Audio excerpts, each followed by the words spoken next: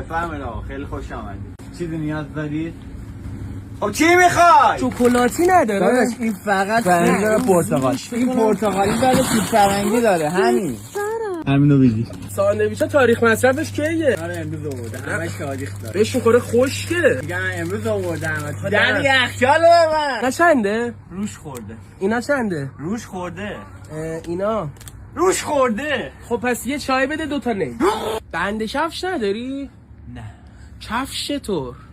خب برو از گوزولین بخر. آخ شنیدم چرم طبیعی هم داره. کدومی که اینا سنگین تره؟ بیا این سنگینه. گولم نزن. بیا بالا بیرون. این چایی نی هم نداری. خب اینا توی پلاستیک جدا بذار، نیه هم توی پلاستیک جدا. نی گفتم نداری. خب حداقل پلاستیکشو بده حالا میبرم. برو گمشو بیرون. فقط برو گمشو بیرون.